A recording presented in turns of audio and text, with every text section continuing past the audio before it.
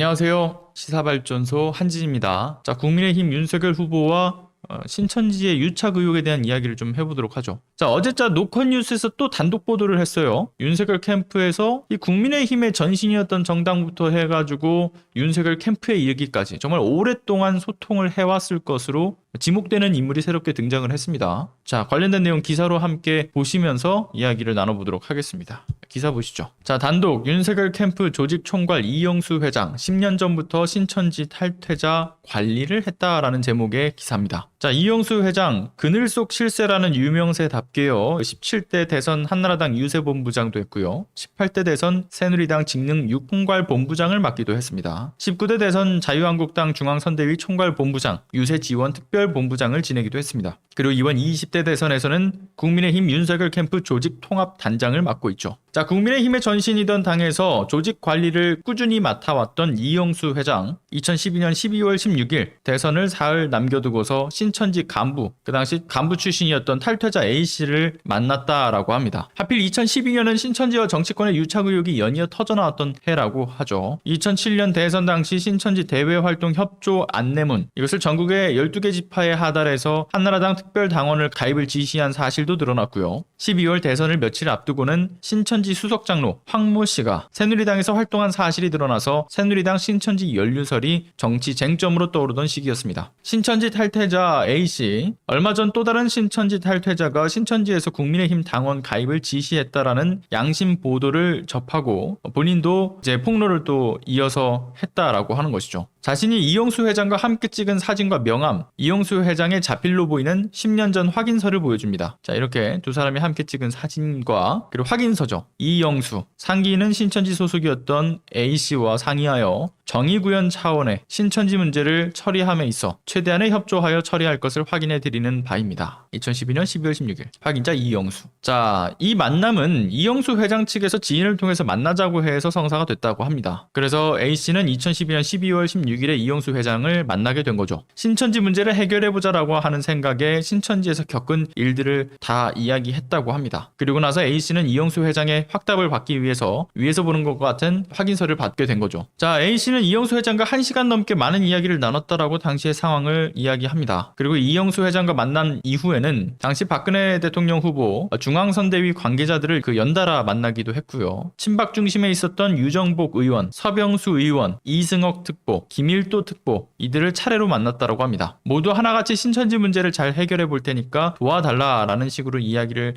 했다라고 하는 것이고요. 고위 당직자들과의 만남이 익숙하진 않았지만 신천지로 인한 피해자 양산을 막을 수도 있겠다는 생각에 신천지 실체와 위험성을 설명했다라고 합니다. 그 A씨가 이를 만났다 하면서 그들의 명함도 이렇게 보여준 것이죠. 자, 그런데 이들이 신천지 문제, 국민의힘 내부에 있는 신천지 문제들도 같이 함께 처리하고 그 외부의 여러 신천지 문제들을 처리하겠다라고 이야기는 했는데 실제로 처리는 하지 않았습니다. 자, A씨가요, 18대 대선 하루 전인 2012년 12월 18일 신천지 이만희 총회장이 해외에서 돌아오는 날에 그날에 맞춰서 신천지의 실체를 폭로하는 기자회견을 열 예정이었는데요. 누가 알려줬는지 이만희 총회장이 입국장에 나타나지 않았다라고 하는 것이죠. 그런데 나중에 확인해보니까 이만희 총회장이 다른 게이트로 빠져나갔다라는 겁니다. 그것이 바로 이영수 회장과 관련이 있다라는 이야기를 들었다라고 하는 것이죠. 이영수 회장이 이만희 총회장에 얘기해서 그날 저기 나오시면 폭로하는 기자회견을 그 앞에서 연다고 하니까 다른 게이트로 나오시라, 뭐 이런 식으로 이야기를 했다라고 하는 것 같아요. 자, 18대 대선이 끝난 뒤 신천지 문제 해결을 약속했던 이들의 태도도 바뀐다고 합니다. 이제 유정복 의원이 이제 장관이 되고 난 이후에 보좌관을 통해서 차후에 이제 만나겠다라는 말만 하고 유야무야 끝나고 결국 유정복 장관을 만나지 못했다고 하고요. 대선 후에 친박 관계자들 A씨와 사실상 관계를 다 끊었다라고 합니다. 그러나 이영수 회장만은 자신을 계속해서 관리했다라고 하죠. 자, 관리한 이유에 대해서는 아무래도 확인서를 위에서 봤던, 자, 이 확인서를 써줬기 때문에 아무래도 이 본인한테는 이게 리스크가 될 것 같다라고 판단을 한 것이겠죠. 따라서 나름대로 자신을 관리한 것 같다라고 이야기를 하는 것이고요. 명절 같은 경우에는 전화를 걸어서 한 번씩 보자고 하면 만나면 용돈을 쥐어주기까지 했다고 합니다. 18대 대선 후 2년 정도 더 만나긴 했는데 만날 때마다 입막음을 하려는 느낌이 들었다라고 이야기를 하죠. 2020년 2월 2월 신천지로 인한 코로나19 집단 감염 사태가 터지자 이용수 회장에게서 또다시 연락이 왔었다라고 A씨는 이야기합니다. 전화가 와서 사무실로 오라고 했지만 가지 않았다라고 하고요. 가지 않는 이유는 신천지에 대해서 뭔가를 다 알고 있으면서도 그리고 그들과 이미 충분히 이야기를 나누고 있지 않은가라는 생각이 들어서 가지 않았다라고 하고요. 사업가로서 이득을 볼 것도 없는데 왜 나에게 용돈까지 줘가면서 관리를 했을까를 생각을 해보면 이용수 회장은 자신을 위험인물로 보지 않았나, 본인이 관리하는 조직에 문제가 될 수 있기 때문에 자신을 관리한 것 같다라고 이야기를 합니다. 자, 요 사진 A씨가 2009년 당시 국민성공실천연합 송년회 사진을 한 장을 CBS에다가 공개를 합니다. 이명박 씨의 그 대통령 당선에 기여한 조직으로 평가를 받고 있는데, 이 국실련이 2009년 송년회 밤 사진 속에 신천지 이만희 총회장, 그리고 이영수 회장, 원희룡 국민의힘 선거대책본부 정책본부장이 등장한다고 합니다. 보시면 왼쪽에서 세 번째, 여기 보이시죠? 이만희 총회장의 모습이 보이고요. 왼쪽에서 다섯 번째, 원희룡 전 의원, 그리고 이용수 회장의 모습도 여기서 함께 보인다라고 하는 것입니다. 자, A씨는 이만희 총회장이 지금 사진 속에 있다라는 것 자체만으로도 국실련 조직 속에도 신천지 신도들이 들어가 있다라고 보면 되는 것이다 라고 이야기를 하죠. 신천지와 국민의힘과의 유착과 관련된 내용에 대해서는 이미 여러 차례 저희 시사발전소에서도 말씀을 드린 바가 있습니다. 최근에 이들의 어떤 유착을 특정하는 굉장히 오래된 기사들까지도 쭉 제가 보여드리면서 이미 말씀을 좀 드린 적이 있기 때문에 관련된 내용이 조금 디테일하게 궁금하신 분들은 2월 11일자 생방송이라든가요, 2월 13일자 편집된 영상을 좀 봐주시면 좋을 것 같습니다. 오늘 조금 더 이제 구체적인 내용은 이미 말씀드렸기 때문에 핵심만 좀 이야기를 드리자면요, 이미 오래전부터 포착이 되었던, 그러니까 언론 보도에 따르게 되면 신천지는 국민의힘의 대선 후보 경선 과정에서 뭐 예를 들어 오래전에 그 박근혜 때도 그리고 이명박 때도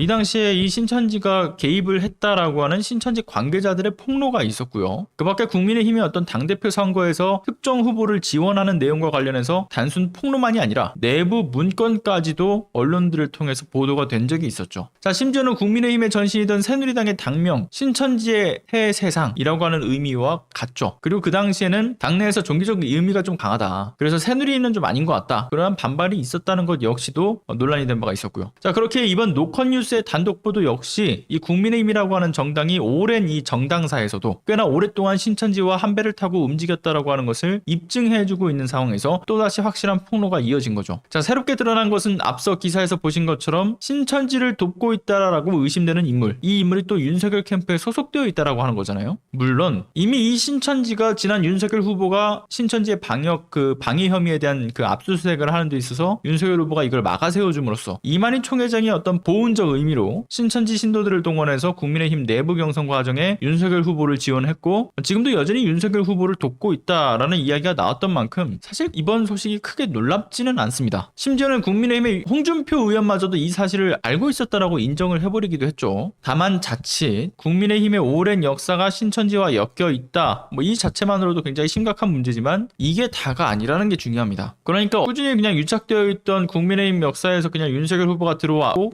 윤석열 후보가 대선 후보가 됐으니 신천지가 도왔다라는 정도의 개념이 아닌 거죠. 국민의힘의 당내 경선에도 개입을 해서 신천지가 특정 후보를 밀어주고 끌어줬던 거는 신천지와 어떤 특수 관계를 유지하는 인물이거나 또는 윤석열 후보처럼 보훈적 관계를 유지하던 인물을 신천지가 선택해서 지원을 그렇게 해줬던 것이기 때문에 윤석열 후보를 특정해 당내에 개입을 해서 지원을 적극적으로 했던 것은 이만희 총회장에 대한 어떤 수사와 기소에 윤석열 후보, 그러니까 본인의 어떤 영향력을 행사해 막아세운 윤석열 후보의 월권적 행위에 대한 보답의 차원에 가깝다라고 보는 것이죠. 그러니까 법과 공정 그리고 정치와 종교는 분리되어 있어야 된다. 그러니까 정교 분리를 훼손하면서까지 매우 불법적으로 그들 사이에 어떤 거래가 있었던 것이 아니냐, 뭐 이런 지적을 받을 수 있는 윤석열 후보 개인의 문제 역시도 매우 심각한 부분입니다. 자, 그러니까 국민의힘이 오랜 기간 동안 신천지와 유착되어 있던 것은 그것대로, 윤석열 후보가 별도로 신천지와의 유착 의혹이 있는 것은 또 그것대로 각각의 문제가 굉장히 심각한 사안들인 거죠. 그래서 제가 봤을 때는 아마 이 신천지 문제를 윤석열 후보를 막 분리를 하기 위해서 뭐 하나의 정쟁 프레임으로 이렇게 걸고 넘어지려고 뭐 이미 아무튼 다 갖다 붙일 거라고 생각이 들기 때문에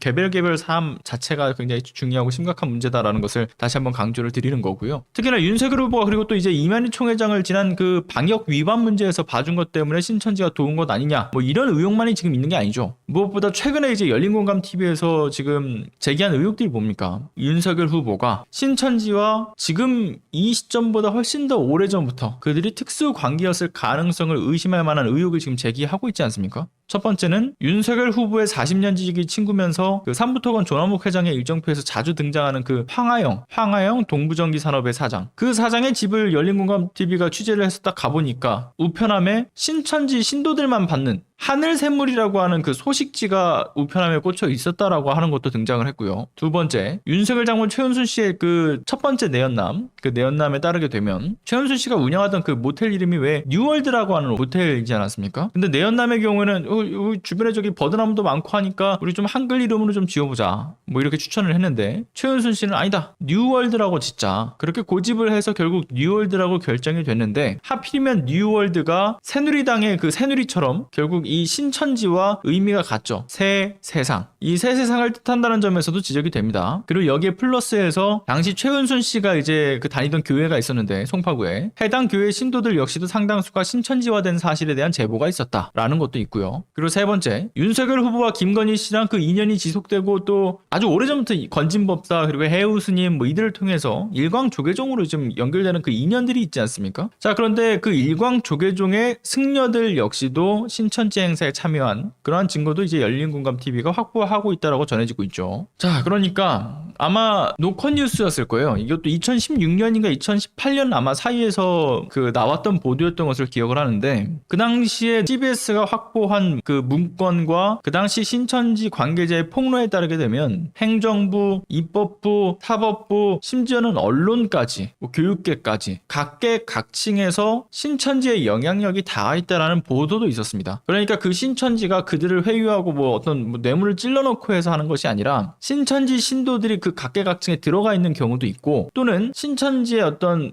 소위 이제 그 계획을 통해서 문건에서 확보된 그 계획처럼 중요한 VIP 리스트 같은 거, 그런 것들 쭉 나열해서 확보를 해두고 이런 대상을 뭐 집중적으로 좀 공략을 하자, 아니면 그 대상의 가족까지 공략을 하자, 뭐 이런 굉장히 구체적인 문건이 확보돼서 그 CBS를 통해서 보도된 바가 있었습니다. 그때가 아마 2016년에서 한 2019년 사이였을 거예요. 자, 윤석열 후보에 대한 어쨌든 이 신천지의 지원은 그러니까 이미 오래전부터 계획된 것일지 모른다, 그렇게 볼 수 있는 의혹이 제기가 되고 있는 거죠. 그래서 윤석열 후보 역시도 신천지의 어떤 공략 대상 중 한 명이었을 가능성도 전 충분하다고 생각합니다. 자, 아무튼 간에 지금껏 말했던 이 윤석열 후보가 그리고 싶어하는, 그가 꿈에 그리는 이 대한민국이라고 하는 곳은 검찰 공화국은 당연한 것이고요. 그리고 재정 일치 사회가 분명할 거라고 생각이 듭니다. 단순히 어떤 그의 막연한 상상이 아니라 거의 확고한 의지에 가깝다라고 보여지는 그러한 소식이 지금 계속해서 전해지고 있는 것이다 라고 말씀을 드리면서요. 자, 오늘도 끝까지 시청해주신 시청자 여러분 진심으로 감사드립니다. 좋아요 눌러주신 분들, 그리고 활발한 채팅과 댓글 남겨주신 분들, 구독 눌러주신 분들, 그리고 후원해주신 분들 모두 진심으로 감사드립니다. 저는 다음 시간에 찾아뵙겠습니다. 감사합니다.